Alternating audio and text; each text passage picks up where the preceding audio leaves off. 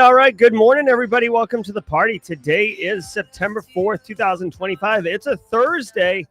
This is episode 956 of your Simply Cyber Daily Cyber Threat Brief podcast. I am your host, as usual, Dr. Gerald Auger. And over the next hour, if you're looking to get informed on the current cyber news, stories of the day, so you get your threat intelligence feeds, but also go beyond those headlines to get additional insights, things you wouldn't get from a textbook or a classroom, things you get from my 20 years of experience in the industry, or from the Simply Cyber community members who are right above me, flowing into chat right now, sharing their insights, tips, tricks, best practices, and just overall perspective, and doing it in, I might add, a supportive, inclusive, and very welcoming environment. Well, my friend, you are in the right place.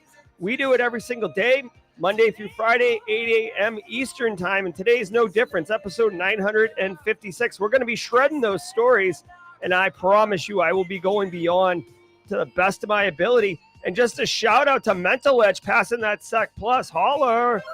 Yes, sir. Just straight up winning right here. Augusta Delgado knows we're crushing that cyber news. I want you to know, if you're looking to drink, Jesus Christ, if you're looking to get in the industry, when you interview, you're going to be asked in any job interview, GRC analyst, SOC analyst, etc. How do you stay current on the industry? This right here is the answer. I promise you, it's a home run. You do have to pay attention, though. You can't just say, Daily Cyber Threat Brief, next question, because they'll probably ask you a follow-up question. Yes, Alpha Sierra, my bad for Lord's name in vain, guys. I want you to know every single episode, including this one, Kayla Kavanaugh, a.k.a. Cyber Cavi, up in the Jersey, New York space, joining us live. Good to see you, Cyber Cavi. Listen, every single episode, including episode 956, today's, is worth half the CPE, so don't be shy. Say what's up in chat, grab a screenshot, file it away. Once a year, count those screenshots up and divide by 2. You don't even have to remember how many episodes you were there. Literally, just divide by 2. That's the number of screenshots. You get 1 CPE for 1 hour. And you're like, Jerry, the show's an hour long. How am I not getting a full CPE? Well, we like to sprinkle in all about good times and some fun in there. So we say it's about half an hour of news. What kind of fun times could we possibly be having? Well, on Thursdays, this guy right here, Dan Reardon, a.k.a. the Haircut Fish, brings us a spicy, piping hot, fresh meme of the week. He's got a banger today as well. As always, if you'd like to guess what it is, you could definitely get in that one. This one would be difficult. This one is in response to an idea that a Simply Cyber community member had earlier in the week. So we're going to get on that. I will tell you that Dan does phenomenal work, and today is no spare from that tradition. So stay tuned for that.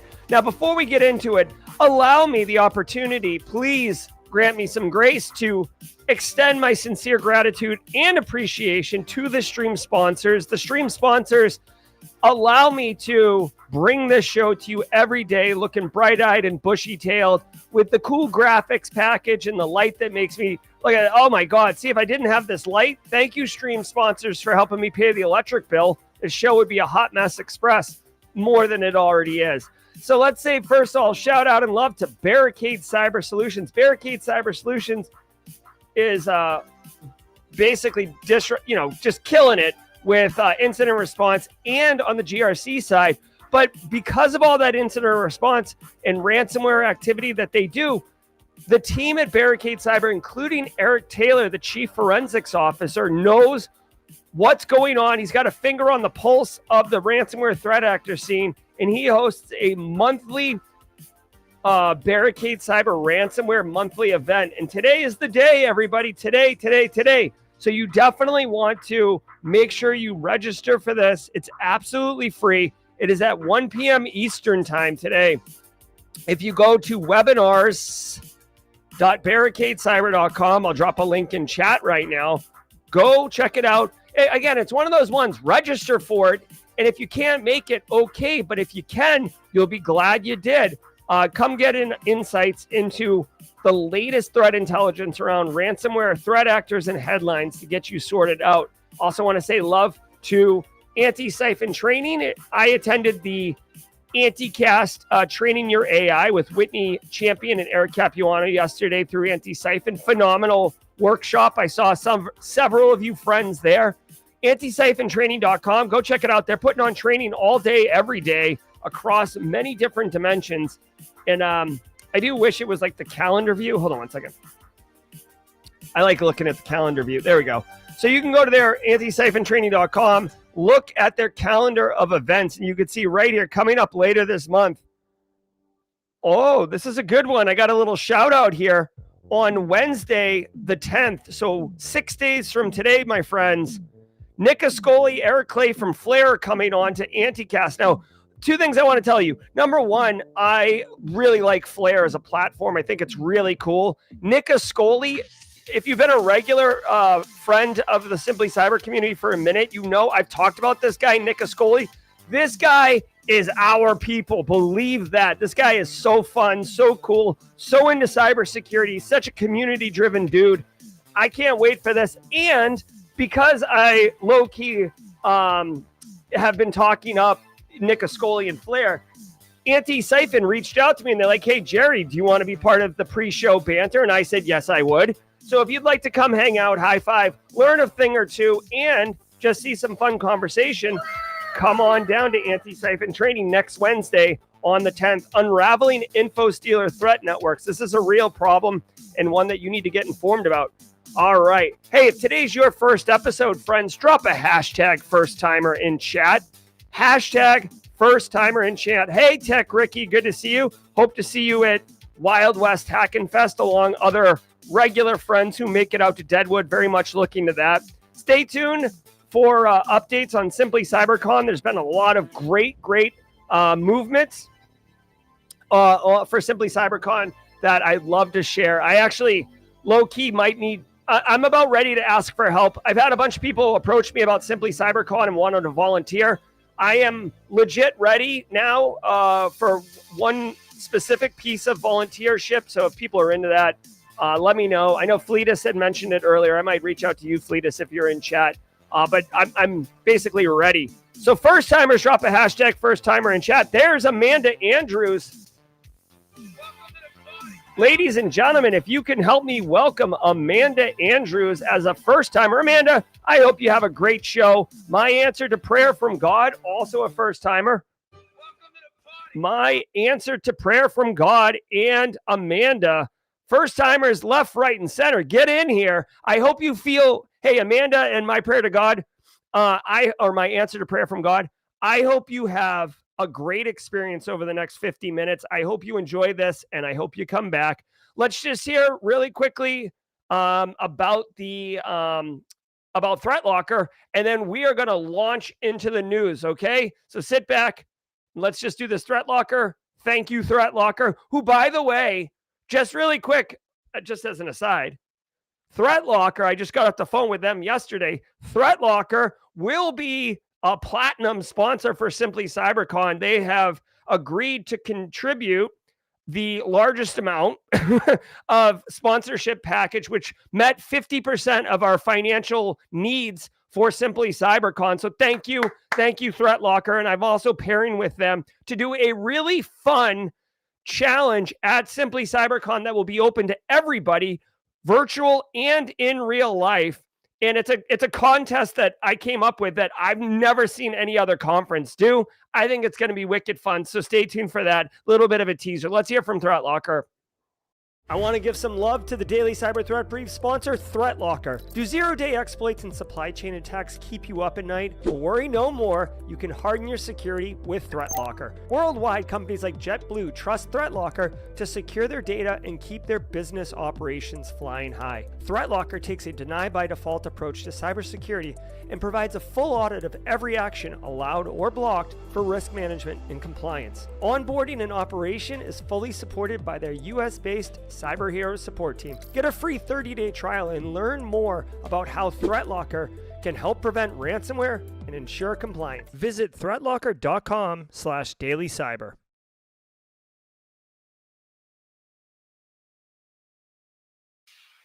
All right, let's let the cool sounds of the hot news wash over us in an awesome way.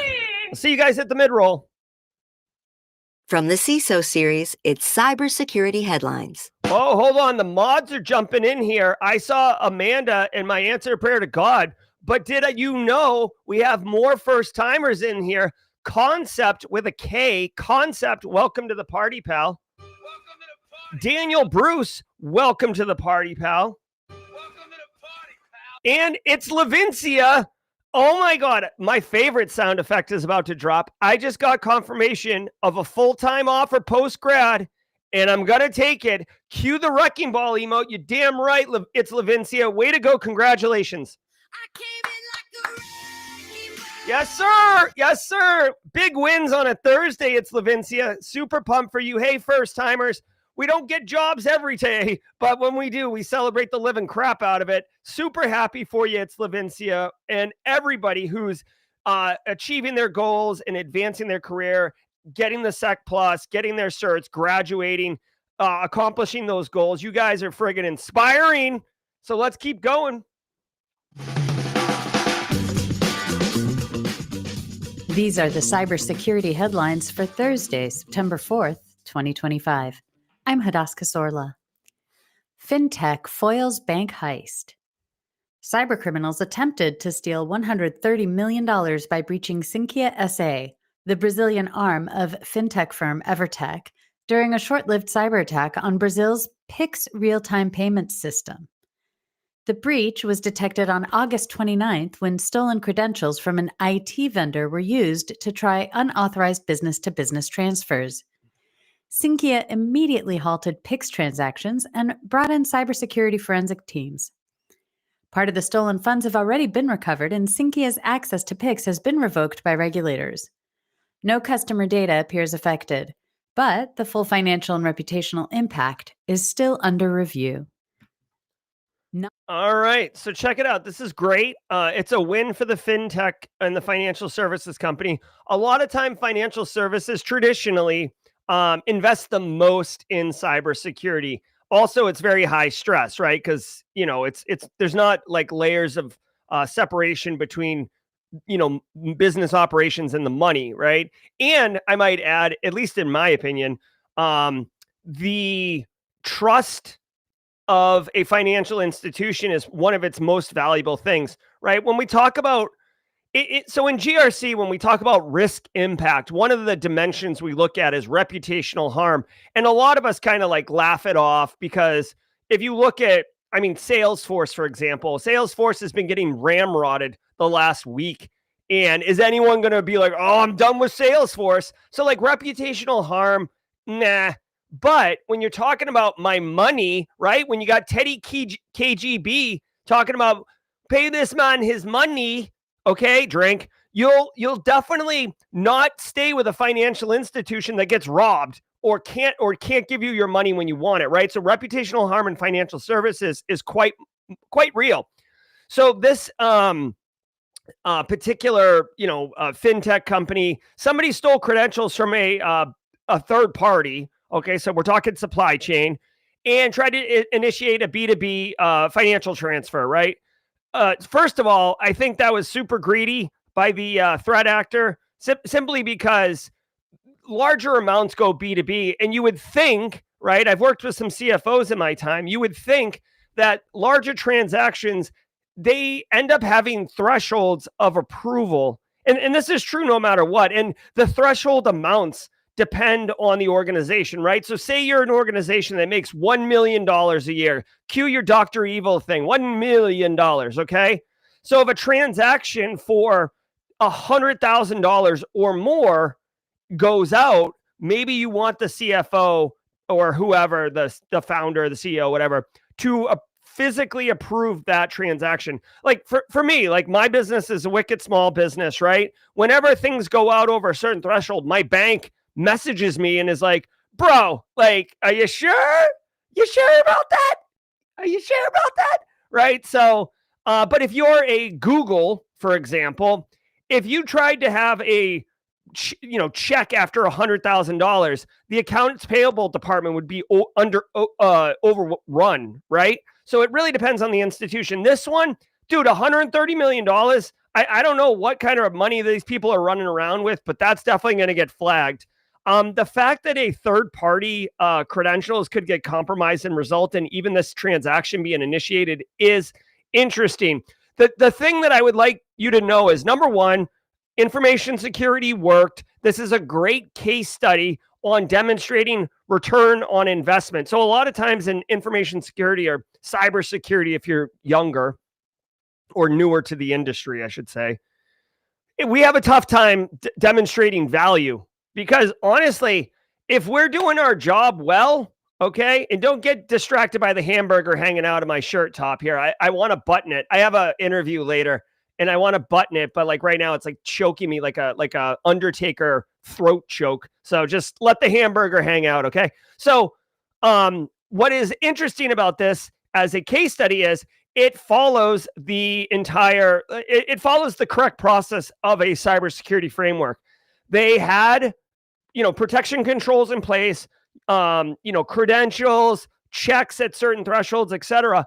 And then when the bad happened, they were able to detect it and respond quickly by thwarting the progress of the threat actor and recovering to a known good state, i.e. getting that $130 million back. You know what I'm saying? Yeah, exactly. Jesse Johnson. That Hansel's so hot right now. So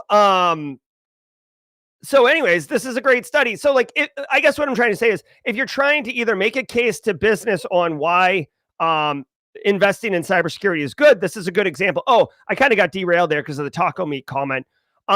A lot of times when we're doing our job well, like Jesse Johnson, as an example, Jesse Johnson is absolutely slaying it at his work right now. Because he's slaying it at work, and I'm being a little hyperbolic here, Jesse, like nothing bad's happening. So when you go to the CFO, the CEO, and you're like, hey, can I get some budget for a tool? And they're like, why would we invest in you? There's no cyber problems. Nothing bad's happening. And it's like, yes, that's the point, dude.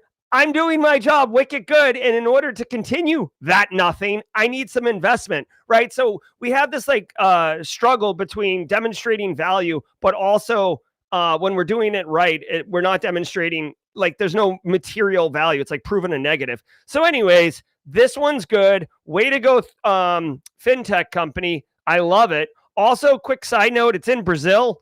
There is definitely a lot of really talented hackers and cybersecurity professionals in that Brazil, South America region. It's not just Brazil. Argentina's got some action. Colombia has got some action. So, Not door, backdoor. Security researchers say Russia's state-backed hacking group APT28 has rolled out a new tool called NotDoor that lets them secretly spy through Microsoft Outlook. The malware first has to be planted on a victim's computer, but instead of running constantly, it sits dormant until it sees a special trigger email with a keyword like daily report. That message silently activates the backdoor, which then steals data, runs commands, and erases its tracks. Analysts say APT28 uses this trick because it makes the malware stealthier, easier to control, and harder to detect than a backdoor that's always open. They called it NotDoor because of the use of the word nothing in the code, and not because it's not a door, because it's totally a door, a backdoor. Sale. All right. So a couple things here. One, it does leverage DLL sideloading. DLL sideloading is pretty hot, right? That Hansel's so hot right now. I know that that's a technique that's been around for a minute, but it seems more and more common. Okay. All right. So check it out. APT28, pretty sophisticated threat actor. It's Russia's, I think this is Fuzzy Bear. Anyways, they're very good at breaking into stuff. In fact, if I'm not mistaken, APT28 might be the one that broke into the Democratic National Party back in 2016. Might need a fact check on that. But by the way, just as a quick fun thing, just because I mentioned Democratic National Party, I don't know if this is a troll or something, but really this morning I was having coffee. Somebody in YouTube comments watching the show from yesterday on replay called me a far-leaning right propaganda machine or something like that. And I'm like, what are we talking about? Like, we're not like, I try to keep this pretty balanced. But anyways, I asked them to provide a timestamp and a little bit more evidence to verify that statement. We'll see where it goes. So here's the thing, from a technical perspective, it is pretty cool. It uses a logic bomb. Ooh, wait a minute. I remember logic bombs from my Sec Plus CISSP days. Fancy Bear and Cozy Bear. We got two different people. So it's a logic bomb, guys. It's also using VBA or macro-based execution. Like, somebody call 2015 and let them know that their macro malware is at the door and they should come and get it. It's like checking your Ring doorbell on your phone and being like, oh, macro malware is here. Haven't thought about them in a minute. Here's the deal. Microsoft like basically purged macros from the Office suite a couple years ago, by and large, right? Like, if you remember, right after they purged that, there was like a flare up of like some like report engine thing that Microsoft has built in, so you can click when something crashes and report to Microsoft. Like, that was like the last vestige of being able to run macros. So they've gotten rid of it, but apparently they didn't touch Outlook, because Outlook can run these VBA based malwares, which is what macro malware is. Now, what makes it a logic bomb? A logic bomb is basically what it sounds like. It's logic, and it will, based on conditions, it will decide what to do. It's very much like if you've done any programming, it's like a for loop or while loop or a do while loop. Like, you know, if this condition, not a for loop, an if else statement. If, you know, these conditions are true, then execute this. And if not, either do something else or ignore it. So they have the ability to, you know, it's like the Manchurian candidate in email form. You can send a certain email and turn it on to start doing malware or, you know, information stealing. Couple things here. Number one, you have to get the victim to install it. So right there is a certain level of challenge, right? This probably wouldn't flag EDR solutions because it is using legitimately signed DLLs to load, but you still have to get a human to like either double click this thing or right click install. I'm not entirely sure what the installer piece of it is, but someone's got to do that. Then they have to receive the email with the command in it, which is probably, you know, like if you have email security gateway, I mean, you might catch it if you're looking for certain keywords. Chances are it may not get caught. By the way, really quickly, like if you're checking your email on your phone at the same time, you know, like many of us can check our email in several places. Like the threat actor APT28 sends the email with the code word in it to activate the Manchurian Outlook. And by the way, Manchurian is it's a famous movie about a sleeper cell that can be activated through like psycho behavior things, kind of 1950s CIA thing, like MK Ultra. I'm not disparaging Manchuria or China or whatever in this. It's a famous movie.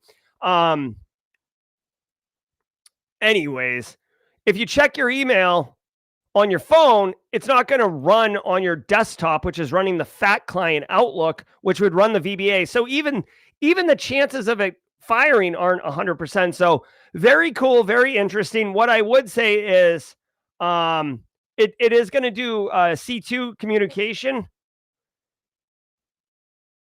And it looks like it emails out to this Proton email address.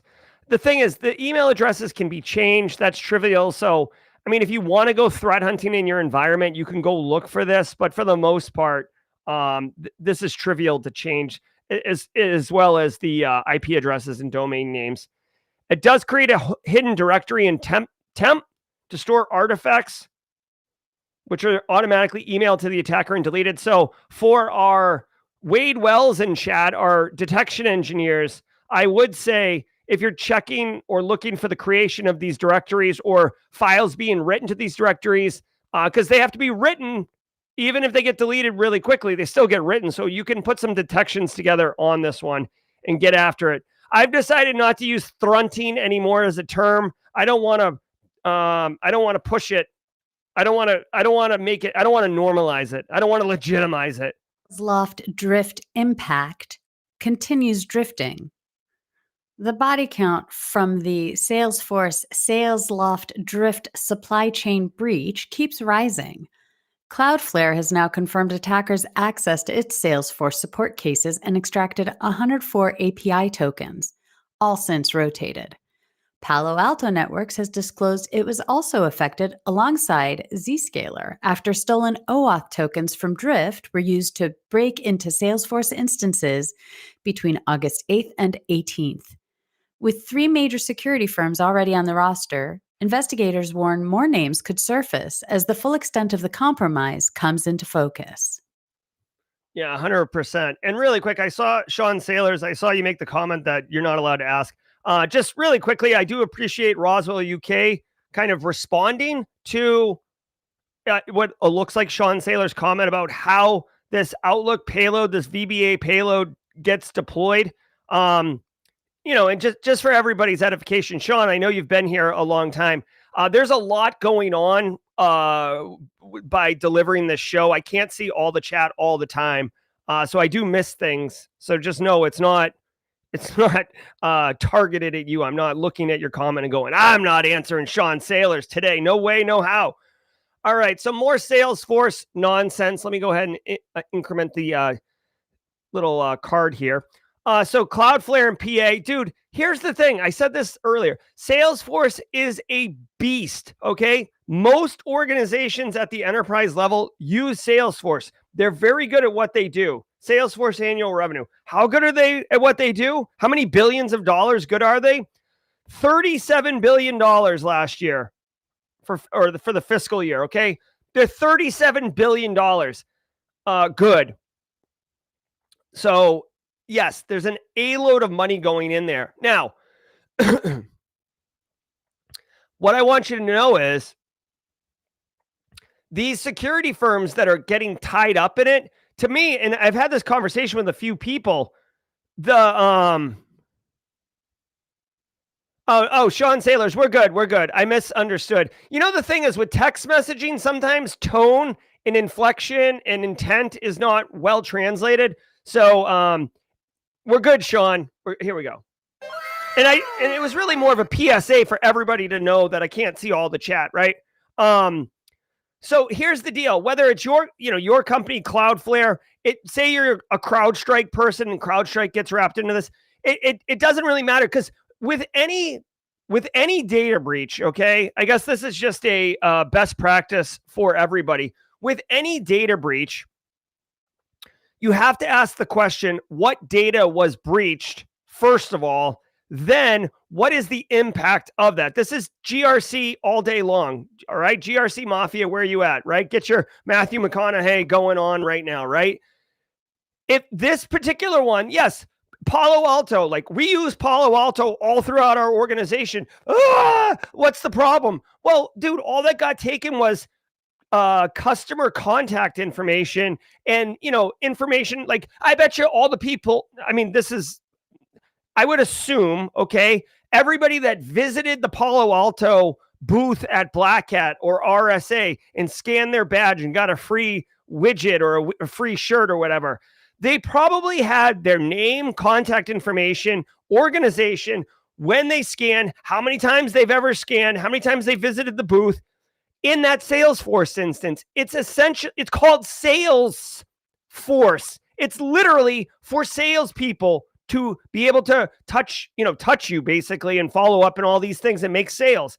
It's not what's your API tokens, what's your multi-factor, one-time password, emergency break glass, get in account things. It's not your financials, right? It's none of that. So when I hear this, yes, okay, Cloudflare and PA and other security organizations, it is interesting and concerning, but I'm not going and grabbing my brown pants and putting them on for the rest of the day because I'm going to crap myself. Like, it's just it's just, what's the impact? The impact is there's an uptick in activity for identity theft and social engineering attacks on my customers. And if I was going to care about that, it wouldn't be too bad to send them a message saying, hey, just so you know, we take security and privacy seriously. Unfortunately, a third party, Salesforce, that we use and who you probably know, suffered a data breach. Your data was involved in there because we do business together. You should be on the lookout for these things. Hey, like, fight the good fight. You know what I mean? So I'm definitely not losing my mind here. This is why we can't have nice things. Hexstrike AI, an AI-driven offensive security framework meant for red teaming, has been leveraged by threat actors to exploit newly disclosed vulnerabilities at high speed, sometimes within 10 minutes. By orchestrating more than 150 security tools through AI agents, it scans, crafts, and delivers exploits on its own. The built-in retry logic allows exploit attempts to continue until successful, massively improving attacker success rates. Threat actors are also using the tool to flag vulnerable systems for resale to other criminals. The tool has already been used to exploit Citrix NetScaler 0 days and N days. All right. I think it was I think it was Lazaro. Somebody asked about Hexstrike recently during jawjacking, and we didn't have an answer for it. But apparently, here we go. So there's a term. I think it's derogatory. I'm not sure. I'm going to claim being old here, but there is a term called script kiddie or skid. If you're like, into Cyberpunk 2077 and you came up in the 90s, but it's essentially less sophisticated, threat actors who, because they're less sophisticated, they're unable to achieve the success of more sophisticated threat actors. And this platform, Hexstrike AI, is a game changer to lower the barrier to entry for crime. Now, you still need a human who's deciding that they're going to commit crime and be bad to spin this thing up. But this is a real thing. Now, before you start wringing your hands together and losing your mind, I do want to bring up the fact that like Cobalt Strike is a post-exploitation framework. Empire is a post-exploitation. Sliver is a post-exploitation framework. Metasploit, which has been around since like the 2000s at least, is very similar to like this platform. So don't like lose your mind that like everything's gone to hell. Like, tools and frameworks and opportunities that do similar things have existed in the past. Now, of course, this is using AI, so it's faster, stronger. It's the $1 Million Man or $6 Million Man or whatever it was. That's definitely older than me, which is allowing it to move faster. In this example, they were able to exploit a patch hours after it came out and move laterally within 10 minutes, okay? So there is an MCP on this one. If you had attended Eric and Whitney's webinar yesterday, you would be well aware of what MCPs are. MCPs are basically like APIs for AI engines. If you're familiar with APIs and the way APIs work, extending functionality, MCPs allow AIs to reach into tech stacks specifically and understand how to like use that information. Like, instead of dumping like the data schema for a platform or something into an AI engine, the MCP does it. So this Hexstrike AI was used to exploit NetScaler and take over these things. Now, what I want to tell you a couple things is number one, this is just going to elevate the game for you and I, Triple D, Philip Cook. What's up, Philip Cook, Blue Badge? Good to see you. It's going to elevate the game. Like, we're going to have to fight fire with fire, right? Use AI to patch quicker, identify, exposures, attack surface, all those things, right?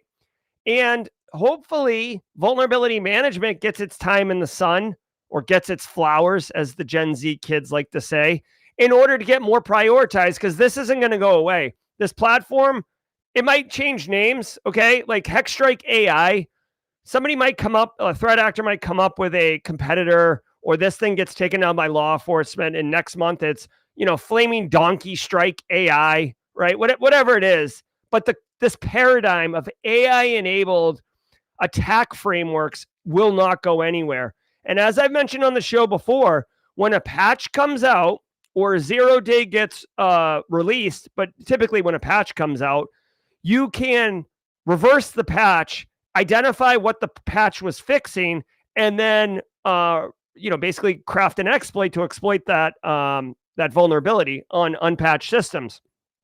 That's why you got to patch it. You got to patch it, right? So that's all that's going to happen here. I would say, you got to be careful on YouTube making content with Hexstrike on how to use it. But I will say, the story here goes into how to fix this Citrix NetScaler issue. But guys, don't get hung up on the specifics of the tech stack getting fixed. Yes, if you're running Citrix NetScaler, you should patch it. In fact, we talked about it last week about how this thing's being actively exploited. If I'm not mistaken, CISA released a big announcement saying you should get this thing patched. So if you're not patching your Citrix NetScaler yet, get on it. But like I said, don't get wrapped around the axle on, well, I don't run Citrix NetScaler, I guess I can just turn my head off.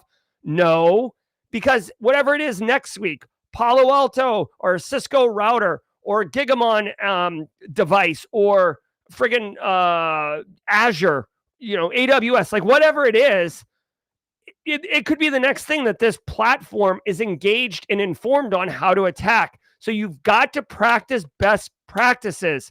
Cybersecurity framework, identify all your assets, make sure that you're putting protection controls in place, reducing your basically risk exposure through data governance, then making sure your detections are strong, EDR solutions, right? As an example, look for, network traffic that's anomalous, all the things, because this isn't going anywhere. All right, let's keep cooking. Huge thanks to our sponsor, ThreatLocker. ThreatLocker is a global leader in zero trust endpoint security, offering cybersecurity controls to protect businesses from zero-day attacks and ransomware. ThreatLocker operates with a default deny approach to reduce the attack surface and mitigate potential cyber vulnerabilities. To learn more and start your free trial, visit threatlocker.com/CISO. Here we go. Hey, all you first timers here, Concept, Daniel, Bruce, Amanda, Answer Prayer from God. We do this every day at the mid-roll, and it feels so good.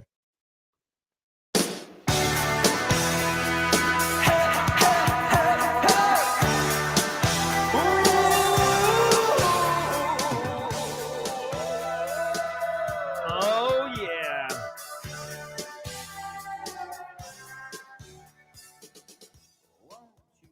Heck yeah, everybody. I hope you're having a great show. Long timers, thanks for being here. First timers, thanks for checking us out.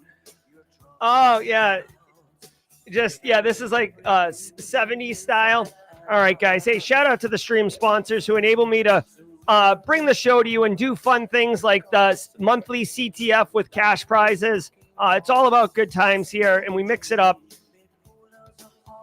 Thank you, Barricade Cyber, Anti-Siphon, and ThreatLocker, but want to say holler to Delete Me.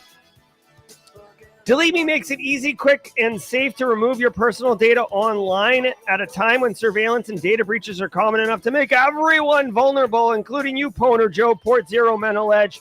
It's easier than ever to find personal information about people online, and having your address, phone number, and family members' names hanging out on the internet can have actual consequences in the real world and make everyone vulnerable. As someone with an active online presence, privacy is really important to me. Many of you know I have children, I have a wife, I have dogs, I have a life, and I'd like to pick and choose who knows my home address or who can blow up my personal cell phone. So controlling that is important to me, and the fact that data brokers can just sell it without any care isn't really that interesting to me. Dan Reardon, 34 months. Love it, Dan. So do me a favor, everybody. Take control of your data. Keep your private life private by signing up for Delete Me like I have. Now at a special discount for our listeners. Get 20% off your Delete Me plan when you go to joindeleteme.com/simplycyber and use promo code simplycyber at checkout. The only way to get 20% off is to go to joindeleteme.com/simplycyber, enter code simplycyber at checkout. That's joindeleteme.com/simplycyber, code simplycyber. Every single day of the week has a special segment, and my friend Dan, your friend Dan, makes a custom meme of the week, and he doesn't disappoint. This week, it's a good one. I'll give you some context. All right. This one is from TechGrunt, inspired due to the maritime hack from Tuesday's story. Ladies and gentlemen, I give you your meme of the week. It's Captain Jack Jerry. There we go. It's a big one. I will tell you, Dan Reardon is also hidden in this picture. Dan hides himself in all the memes. So there we go. Your meme of the week. All right. Love it, Dan. Thank you so very much. Let's go ahead and get the laws going. Here we go. Alpha Sierra, lead us off. But you know the words, everybody. Amanda, first timers, concept, go la la la la.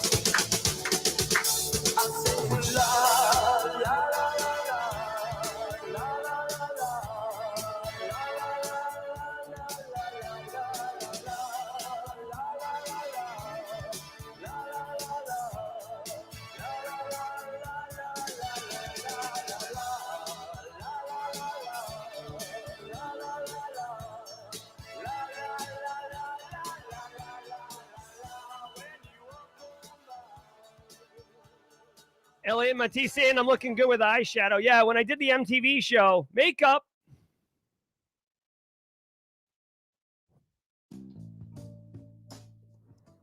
A bear, a kraken, and a yeti walk into a breach. The U.S. State Department has announced a reward of up to $10 million for information on 3 Russian intelligence officers accused of hacking U.S. critical infrastructure. The operatives, Tyokov, Gavrilov, and Akula. 10 gifted subs from Port Zero. Rick Kelly, thank you so much, Rick Kelly. Did we just become best friends? Yep. And if you're one of the members who just picked up those gifted subs like Alice Grimm and Andrew Fuentes, Ramen, definitely give a shout out to Port Zero. Love are all part of the FSB's Center 16, who are also tracked as Berserk Bear, Blue Kraken, Crouching Yeti, Dragonfly, and Koala Team. Between 2012 and 2017, they allegedly carried out attacks on the Nuclear Regulatory Commission, Wolf Creek Nuclear Operating Corporation, and hundreds of foreign energy companies across 135 countries. More recently, the group has been linked to exploiting Cisco router flaws against U.S. networks. Tips can be submitted anonymously through the Rewards for Justice Tor channel. There you go. All right. So, hey. Regulators! Mount up. So here you go. Dude, the FBI is getting serious here. The Department of Justice issuing not an indictment, but $10 million for information leading to the FSB officers. And you got the 3 of them here. A couple things I want to point out. These guys, over the last 13 years, committed real interesting kind of cyber attacks on critical infrastructure, nuclear energy regulatory commissions, etc. They look like normal people. In fact, this guy on the far right, looks like Gen Z, right? Almost. But guys, this is what it looks like. Now, I do want to bring up a couple interesting things. One, I find it interesting that they have the Department of State has insight that these 3 individuals targeted more than 500 different energy companies across 135 countries. That is, you want to talk about intelligence. That is some solid intelligence. Plus, that the Department of State's not offering $10 million unless they have high confidence in that intel.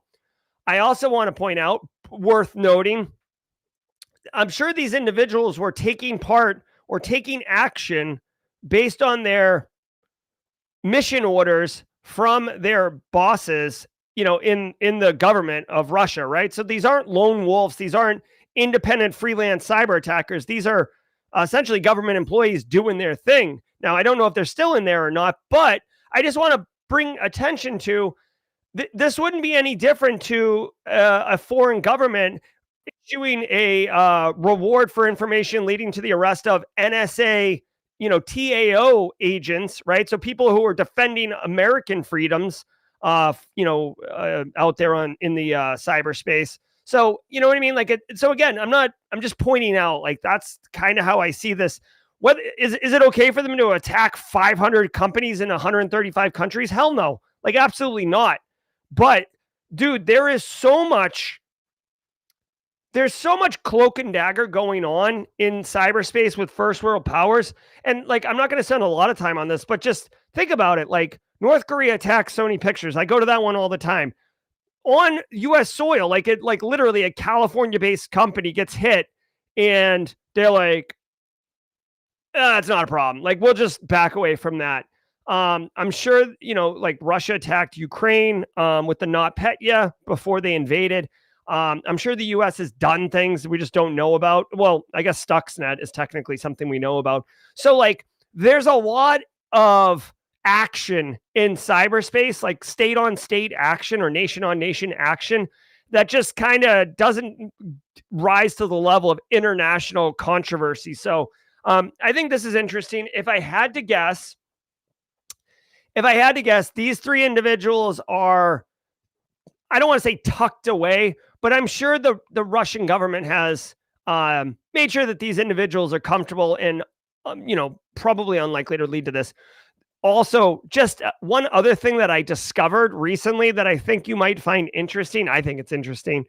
When you see these things, reward of up to $10 million leading to the information on these people, and it doesn't matter if it's these three, if it's FBI, if it's cybercrime, if it's any government agency asking for information about a suspect with a financial cash incentive, I have discovered in a lot of instances, like, say you had information, like, say you knew exactly where this guy was, one of these dudes, that you don't call a phone number and they're like, hello, and you're like, yeah, he's at 123 Main Street, and they're like, where should we wire the $10 million?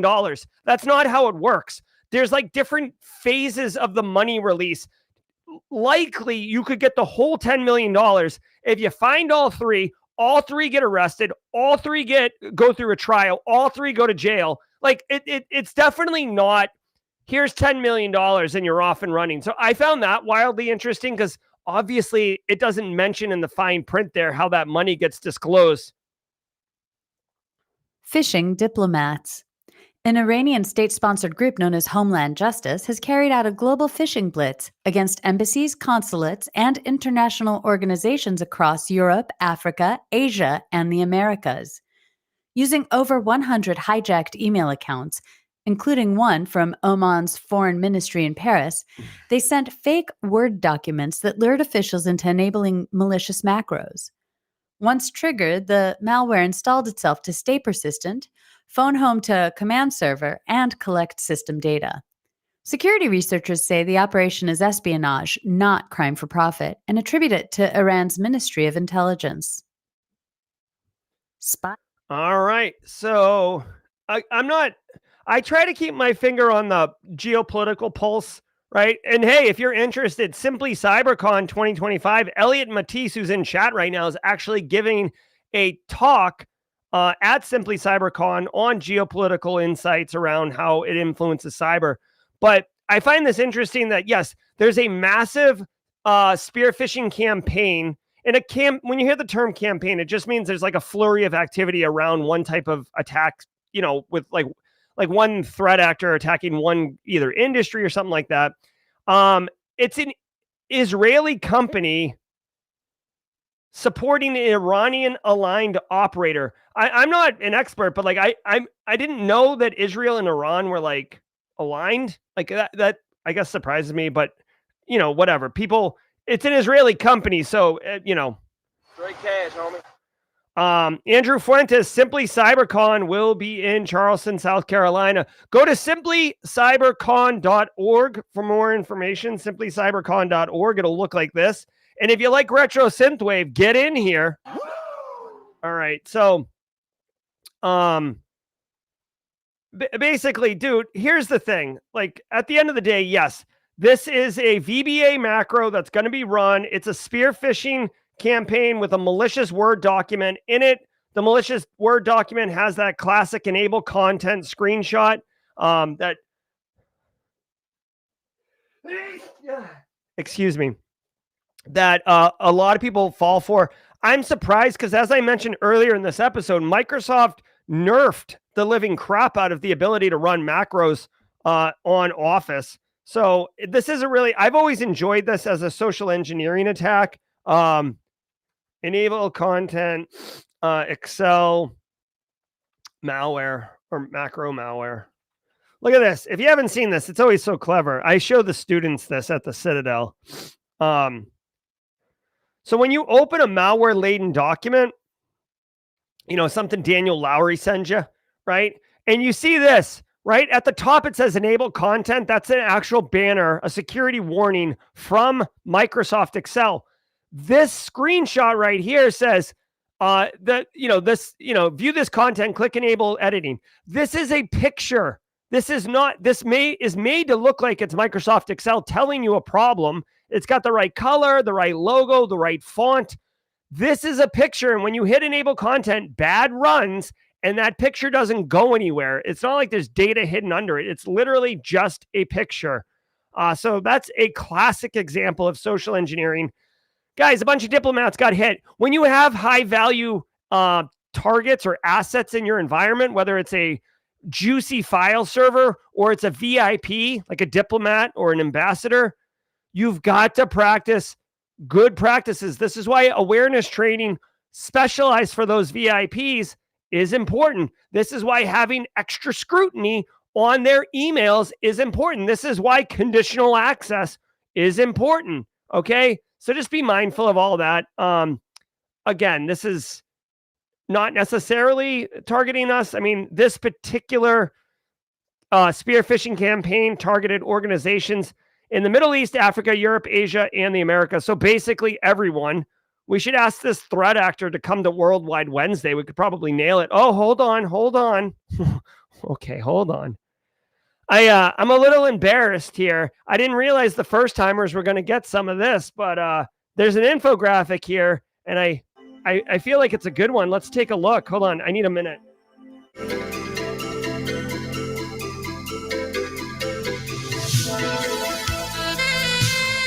Oh, yeah. Look at this.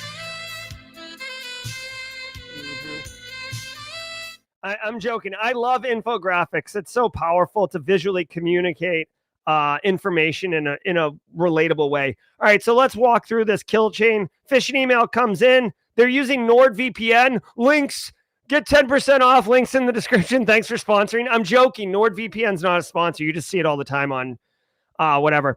All right, so they send a phishing email. It's got a malware-laden Word doc with VBS in it. Somehow VBS runs. Jay and Michelle.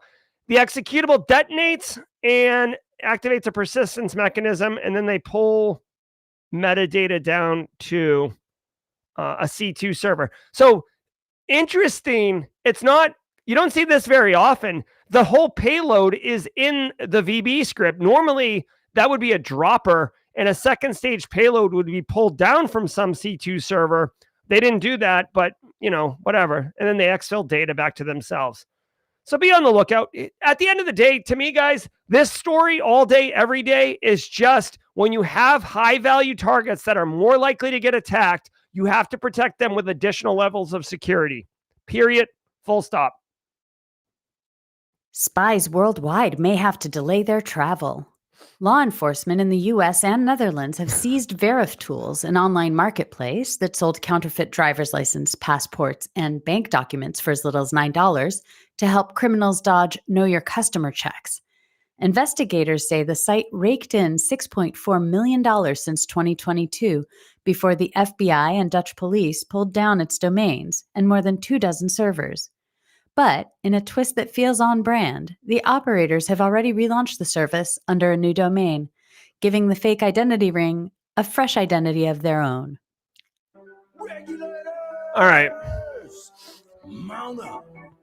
I won't spend too much time on this, but yeah, fake IDs. I mean, this got really hot during COVID when you could get like free money, at least in the United States. So fake ID is the ability to move around. I mean, deportation is like a wicked scary thing going on in the United States. I mean, this is Dutch police, but it is a U.S. Dutch law enforcement partnership. So there's a lot of reasons to have these fake IDs. Okay. So law enforcement seizes it. Threat actors practicing good information security. They must have some GRC people on their staff. GRC Mafia, where are you at?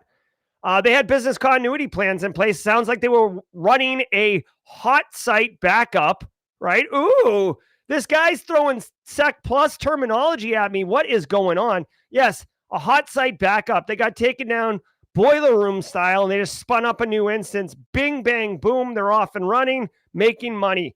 At the end of the day, you need to arrest the humans who are behind this. Now, the Dutch police are analyzing the confiscated data to see if they can identify the admins and the users. That's it. The users, if you were shopping there, you're probably going to get wrapped into this. But at the end of the day, they're trying to get hot site backup. That Hansel's so hot right now. Good point, Daniel Lowry. I love it. A lot of Monster Energy going over at this underground criminal enterprise, I'm sure. Anyways, yeah, so whatever. Good news is it's taken down. Bad news is they stood one up. You've got to get the human. Same thing with ransomware as threat actors, information stealing services, data breach forms, all of this criminal underground. You have to get the humans. It's too easy to spin another thing up. 120 Android security flaws updated.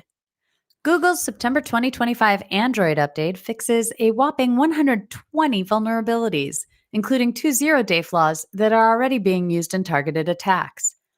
One affects the Android kernel and could grant full device control, while the other hits the Android runtime and lets attackers escalate privileges, both requiring no user action. The updates are being rolled out in 2 stages, giving device makers flexibility in deploying fixes across different hardware. Google urges users and partners to apply the latest patch levels without delay. All right, there you go. Hey, period, full stop. You gotta patch it. If you want to run Freudian slip. If you want to run Android, and I'm having a little bit of fun, tongue-in-cheek with the headline here that we've highlighted, you got to keep your device clean and patched, all right, period. I know Android devices allow you to be more, customized and tailored and all these other things for your device. It's awesome. I know they're a little bit more affordable in some instances. Just patch your things. Because of that customability, threat actors can attack it a little bit easier, right? So 120 flaws. Google, I love it. 2 things. I haven't mentioned this in a while, so if you're a long timer, you remember. But for newcomers, let me tell you really quickly. If you are not so the Android operating system can be forked. As far as I know, I think it's open source. It can be forked. Forking means that I can take it and then modify it however I want and stick it on another device. Now, why is that important? If I was going to run an Android device, I absolutely would run a Google Pixel and nothing else. The reason is because Google manages the Android operating system and Google makes the Pixel, which means the Pixel is always going to be able to support the most current version of the Android OS, including all these patches. If you have an Android phone right now and you see this update and you go into your device and try to do an update and it says your device is fully patched, that is because your device has been forked to a point where the vendor who owns it does not want to apply those patches because it'll probably break the phone. And it's easier for them to say, no problem here. So literally you will be running unsupported versions of the operating system and you have no ability to fix it You know what I'm saying? Because think about it, like Samsung, for example, has the Galaxy Note and stuff like that. Samsung has a metric ton of money to hire developers to, backward compatibility fix. So they apply this patch, right? Or these patches. They look at the Samsung version of the OS.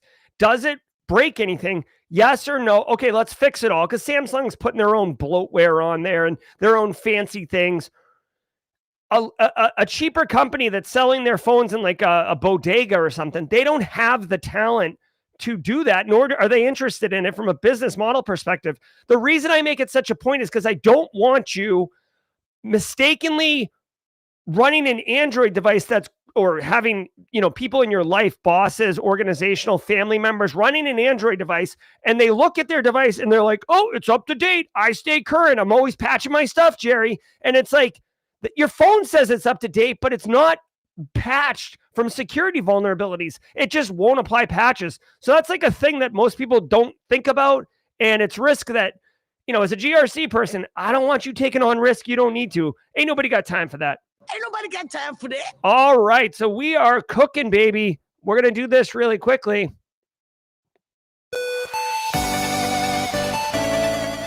Before we go over to jaw jacking, I just want to let everybody know at 9:30, we are going to be going to Raid with Cybersecurity Mentors podcast. You guys, people loved last week's episode about resumes. Now they're talking about networking do's and don'ts. This is like social networking and building brand and building relationships and hooking it up. There's definitely best practices. John and Steve are going to do it on the channel at 9:30. And then tonight at 4:30, you guys know this dude, Michelle Kahn, dear friend of mine, an amazing, just amazing in multiple facets, practitioner, speaker, friend, family, family man, like he's just awesome. Okay. He's going to come on. We're doing a fireside. We're going to high five, hang out. Come by at 4:30 p.m. Eastern time. As always, I'm Jerry from Simply Cyber. This has been episode 956 of Simply Cyber's Daily Cyber Threat Brief. I'm going to take you over to Jaw Jacking, where we're going to be joined by my friend Daniel Lowry to melt your face in the best way possible. I'm going to go teach at the Citadel. I'll see you tonight at 4:30 p.m. Eastern time. Until next time, stay secure. Ever wonder what it takes to break into cybersecurity? Join us every weekday for Jaw Jacking, where industry experts answer your burning questions about the cybersecurity field. Live, unfiltered, and totally free. Let's level up together. It's time for some jaw jacking.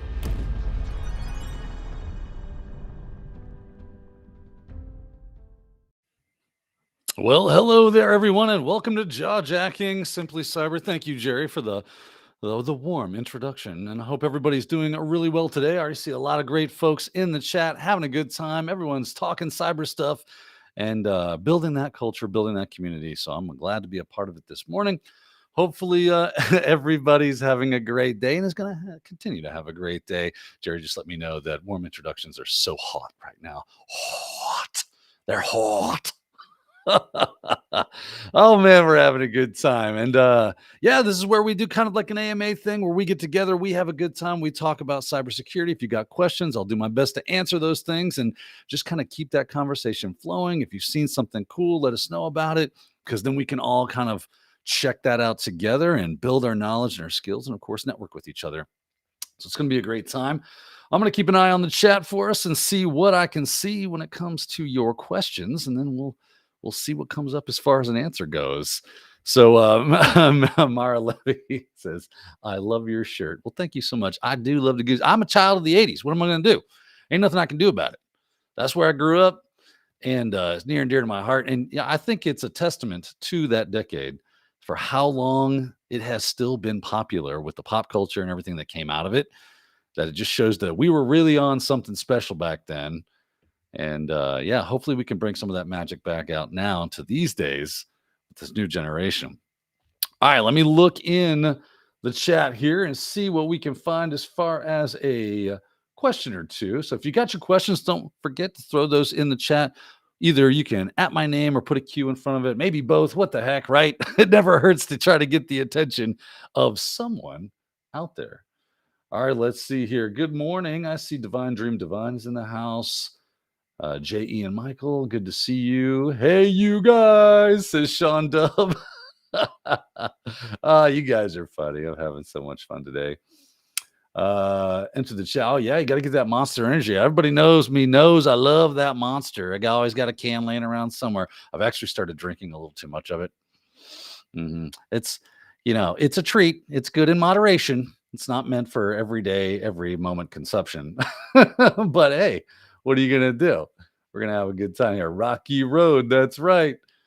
Man, you guys are funny. Everybody's having a great session. Okay. How is the weather, Daniel Lowry from Gary Chase? It's hot. It's hot. I live in Florida, so it gets a little. It's actually been really nice for the season. I'll be honest with you. But here we go. We got a question from, looks like, Roswell, UK. Should we ban the public release of offensive AI tools? Love this question. This could be fodder for the entire show, to be honest with you. It's like selling firearms to the public that has no training on how to use them or defend against them. Only the criminals benefits. So that's an interesting philosophy. I don't know if I fully agree with that. As far as that goes, it's like selling firearms to criminals, right? And criminals gonna crime, right? They're gonna do what they're gonna do. No matter how many laws you put around it, no how many whatever you put around it, they'll find ways to get in and gain access to these things and then utilize them. We used to do that, right? We used to put a lot of hedges. There was so many gate-kept walled gardens of secrecy when it came to what computer security looked like. And all that really ended up doing was making it very difficult for defenders to defend because they didn't understand security, because they didn't have access to that information. And then hackers got into underground forums and communications, and they just got really good at building their own thing. Once Pandora's box has been opened and it's been released, there's no putting it all back in the cage. So the best thing I think that we can do is get information out into the hands of the people that are trying to defend. And it's going to be a cat and mouse game, as it always has been. It's really just same story, different chapter, right? That the new tool comes out, and it's always been that when cloud came out, no one knew how to secure it. And of course, it was wide open, and attackers took advantage because they knew the system. That is the one thing attackers tend to do, is their research. Now, skiddies out there, the script kids, I know I heard someone say that that's been deprecated from CompTIA. Obviously, they are the pope of cybersecurity terms. And they get to ex nihilo say, or not ex nihilo, what's that? Ex cathedra. That's what the Catholic Church, they from the seat get to say, this is dogma, because they're CompTIA and they rule the world. But there's always going to be people out. The good news about script kiddies now. Okay, let me get a thought train together here. Script kiddies don't understand it. That's what defines a script kiddie, is they don't really understand what it is that they're doing. They're just seeing this is an attack, cool, and running an attack, and they're like, I can't wait until this works against something. So they're not very good at targeting things. They're not very good at doing real hacks that are against a target that they have chosen, because they don't understand how the systems work. They don't understand how the scripts work. They don't understand really a lot of what's going on. They have very rudimentary, basic, even low-level understanding of all those systems. So they just fire and forget until something works.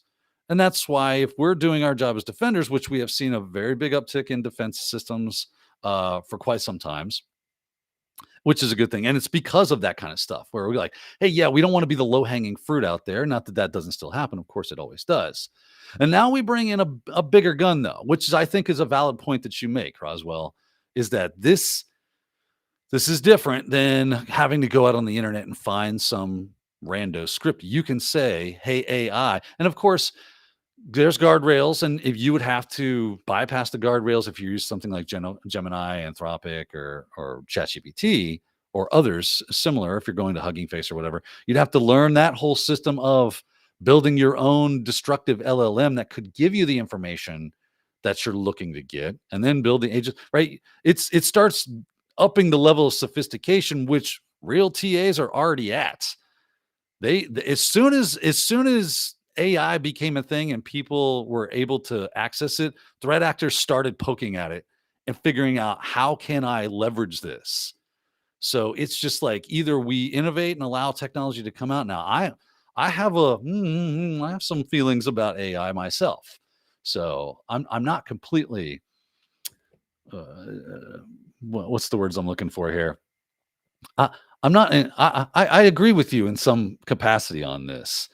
It's a difficult thing for us to get through. It's going to be a difficult water for us to traverse and finally find the end and some equilibrium where AI continues to be just a tool for us and that we have good defenses. Obviously, I think it's going to end up being AI versus AI, where the attackers are going, AI, attack this thing, and defenders are going, AI, defend this thing. And it's, what was that show, Person of Interest, where at the end of the series, it was basically two super intelligent AIs battling each other and with their own human agents trying to fight it out for dominance.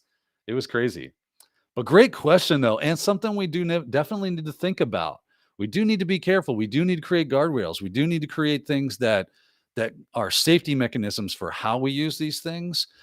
But unfortunately, attackers, real threat actors out there, are fairly smart. They are very well. What was that episode of Star Trek where that race kidnapped Geordi? We are smart. They are smart.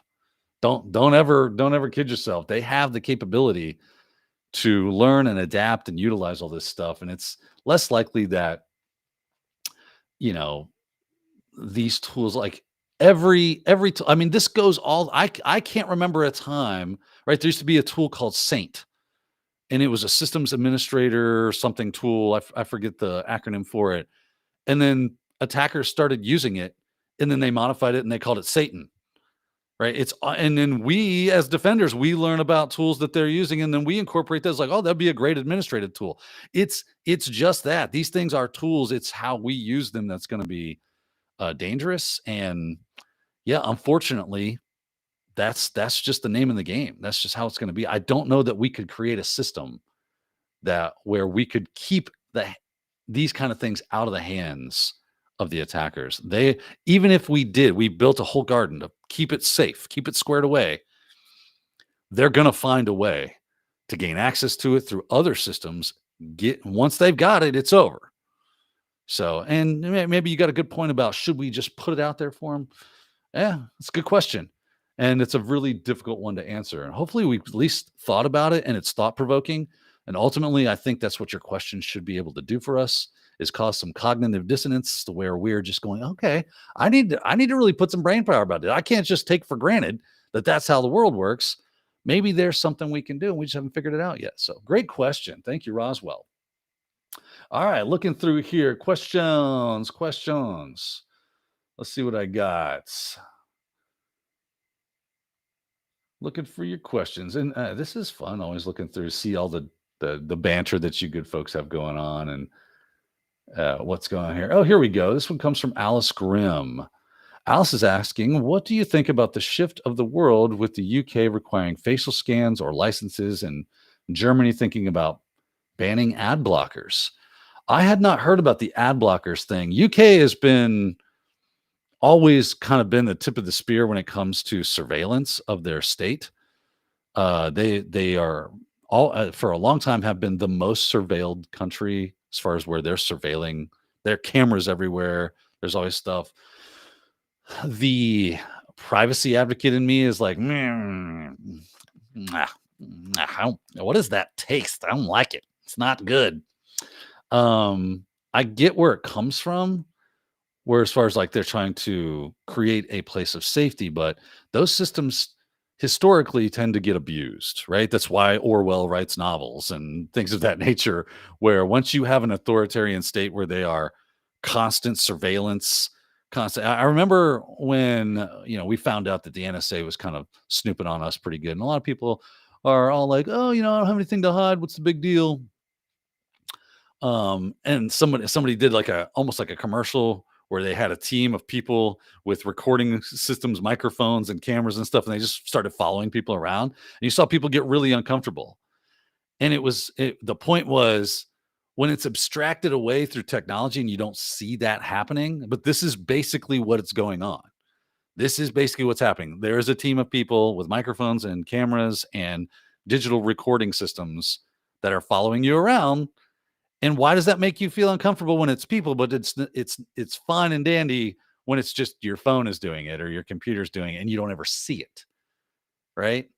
Because there's something in us that says, "Hey, I have a right to some certain level of privacy. I have a right to think my thoughts, even if they're weird or abstract or whatever, and so on and so forth. As long as I'm not calling for the harm of people and or overthrowing a government." Now, there's a fine line where once you make a cross over into a weird side of things and you start breaking laws, you're going to bring the whole weight of things down. So it's a weird balancing act. I mean, these are great questions and they're tough ones to answer. These are philosophical questions that have been debated for long periods of time, right? This is not anything new. This is something that has been around for a while. We're just getting better at A, being able to see that it's happening, and B, doing it, right? So governments have new and higher capabilities of doing surveillance against their people in more shady, shifty ways. And then they just kind of use, what is that? The frog on the hot plate kind of means to say, oh, it's just a little thing. We're just taking your picture. It's not a big deal. We got your picture anyway, right? And they do. But requiring facial scans or licenses, I don't know in what context that they're doing that in. In Germany, banning ad blockers, I don't even know how that works. Like, this is actually, I have heard of, check this out. I heard that the TV companies like Roku and things of that nature are lobbying to make the HDMI standard. So if you went and said, you know what, I don't like my smart TV because if I pause, I get an ad. If I get this, I get an ad. Just get ads all over the place with your smart TV. Fun fact, that's why they're so cheap now. Remember when like a big screen, flat screen TV was like $1,000 or $1,500, maybe $2,000, and now you go to Walmart and you can get a 55-inch, 65-inch TV for like $400. The reason is because they have ad tracking, all the ad stuff that they deliver through that little computer now inside that TV is able to deliver ads, and now you've become the product. And I was getting you to click on things. Well, they want to take the HDMI standard. So if I went and just plugged in a DVD player or a Blu-ray player and said, forget it, I'm not watching any streaming channels anymore, I'm just going to like do my own thing. They want the HDMI standard. So when you hit pause, it actually delivers an ad. So yeah. So the fact that Germany is thinking about banning ad blocking, that's obviously coming from big tech. That's obviously coming from advertiser lobby dollars to try to push for those kind of things. My goodness, if we're not advertised enough to as it is, and for the love of all that's holy, at least make it fun. If you're going to advertise me to no end, at least make me enjoy it, which I don't. Like if I got to see another advertisement for Qvarvi or whatever weird drug, it's like, please, sorry, I'm banging Mike. I'm that passionate about, please just stop. If I've got a problem, trust me, I'm going to the doctor and they'll tell me what drug I need to take. I'm not going to ask my doctor about, well, did you think about Quosvacting or whatever? It's like they're just grabbing all the least used consonants and Y's and Z's and throwing it in and jumbling up and go, there's the name of our drug. I don't know what's going on there. You got me on a tangent, but thanks, Alice Graham. Great question. And definitely more food for thought. Great stuff. All right, let's see what else we got going on here. Oh, we've got looking for the questions. And again, if you have questions, throw them in the chat. Make sure you put a Q or at my name. I'm just looking for. Oh, Legrat says that FYI, the UK is no longer considered the most surveilled state. China is. That checks out. That totally checks out. Here's a question coming from this morning's Daily Cyber Threat Brief, asking from Sean, have I tinkered with Hexstrike AI yet? I have not. I've been busy with other things, but that is definitely on my list of stuff to work into the old workflow, see how it works, see what I can poke with the stick. And that's a great question for everyone. Have you checked out Hexstrike AI? Have you started looking at other tools that are out there and building those labs? Those are the things that you need to be doing, because that gives you that hands-on experience that you're looking for to put on that resume. Yes, it might not be production experience in a job role, but it is hands-on experience, and that does count for a lot. And there's a lot of people that just go, well, if it's not in try hack me, if it's not in the range that I go to the spin up, then I'm not doing it. And even if it is, yes, you still get some good experience with it, but how much more experience do you get with it if you are building those things yourself, if you can? Now, I understand that, it does take some infrastructure to make that happen, but that's something that we should all be thinking about, how we can invest in that, because that's an investment into your future. So if you can, always be socking a little money away to build up your personal infrastructure so that you can do stuff in your home lab. I think that's a really good piece of advice for a lot of people, because I just see a lot of leaning on infrastructure that's already built for us. Too much so, not that you shouldn't lean on it, but just in my opinion, too much so. Do some stuff yourself, build things yourself, spin things up. All right, let's keep on rocking. Where are we at? Well, we got 10 minutes left. We got 10 minutes to go, and then we're going to go to the Cyber Mentors podcast. It's been fire. I don't know if you guys have been watching that, but that has been a really good podcast. Going to get a lot of good information out there for you to talk about jobs and everything like that. So let's see here. What is this one? This one's another one from Roswell, UK. Is our faith in signed and trusted drivers a critical vulnerability that attackers are now exploiting to bypass security? Man, Roswell is bringing the fire questions this morning. Probably yes, into a great extent. The fact that you can, there are mechanisms for actually kind of faking the fact that your drivers are signed. So yes, I think in some capacity that is absolutely happening. And that is one, for every defense that we put up, right? There's going to be somebody out there going, where's the weakness in this defense? How can I bypass it and then utilize that as a way to camouflage what it is I'm doing as an attacker, right? So, and as they learn more about the system, and as the system, the flaws in said system become more apparent, the more attackers will use that and utilize that. And of course, kind of to Jerry's point this morning, he was talking about the Android phones, right? I'm up to date. How many of us out there that have worked in cyber or have been around it long enough have been hearing for years, compliance is not security, right?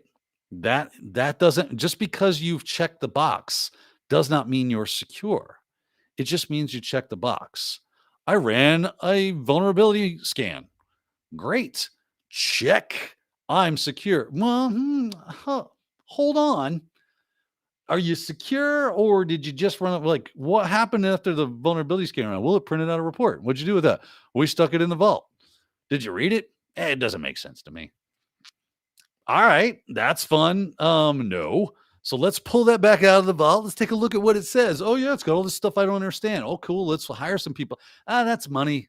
We're not in the business of spending money. We're in the business of making money. I did the thing I'm supposed to do. I should be good. Yeah, but I feel like you're probably not, because of all these findings that came out. We should maybe just look at them and let's bring in an expert that could help us understand this information a little bit better. That might be nice. It's like, we'll be fine. And then the breach occurs and all of a sudden the wallet opens up real fast. It's like, oh no, we're having trouble. It's like, yeah, remember we talked about this and you said you said, quote unquote, it'll be fine. It's not fine. See, sounds fine now, doesn't sound funny in front of a Senate committee, right? Just saying. That's all I'm trying to throw out there, right? Maybe we should really invest in how to do that. And maybe we should look and see, are these things we should constantly be testing? And that's why we have good security researchers out there that are doing their best. And honestly, for all of you out there that are new to the game and you're thinking, how do I differentiate myself? Start doing security research, start really poking and prodding, learn the tough things, learn the difficult things, and then contribute to the community any way you can on learning and finding new bugs and vulnerabilities. Not everybody can do that. Obviously, that's just the way it is, and that's cool. No shame for anybody that doesn't or can't for whatever reason. We'll just hold the, what do they say? If you can't go down into the well yourself, hold the rope for those who can. Right. And that's what we do. We support that. We put, when we see cool things, we talk about it. We bring it to light. We bring awareness to, oh, did you see this new 0 day? Did you see that thing? Look at this security research. It looks like we're having a trend with problems with phishing. On, oh, macro viruses are back. Sweet. We need to be looking and teaching our end users that's a problem. And maybe that's, we're putting a little too much weight on signed and trusted drivers on whether or not it is. We should go to more of a zero trust environment. How do we build that out? How do we make that easier so that we can not only not trust that it is signed and trusted, but that it really is signed and trusted by the right people, that we're doing that verification process. We need to build better defenses. Great question, Roswell. You're killing it today. You're killing me. Let's see here. From Alice Grimm. Man, we got the question ping-ponging back and forth between Alice and Roswell. How do you manage your time? Like, do you have tips for people newer to cyber to manage their time wisely between study, workshops, home labs, and testing fun? It's all about, for me in any way, and trust me, I get overwhelmed from time to time, especially it's weird, these little administrative tasks that you have to do throughout the day. Responding to emails, responding to this, that, and the other, filling out forms, submitting things, they all end up eating away at your time. So your time management system is going to be crucial, that you say, I have carved out specific time to do X, Y, or Z. And I'm going to turn off my phone. I'm going to turn off my alarms. I'm going to turn off my alerts. And I am going to stick to that schedule very diligently. And very rarely, under very certain circumstances, am I going to deviate from that. So you have to schedule the fun. You have to schedule the labbing. You have to schedule the time to talk to whoever you got to talk to, or do any of the other things for studying and reading and doing all that, and spending time with your family and getting outside and having the sun touch your skin a little bit, because that's good for you, at least in a small capacity. Get that vitamin D, right? So yeah, it's all about time management. And of course, that's a one size fits one solution for everybody out there.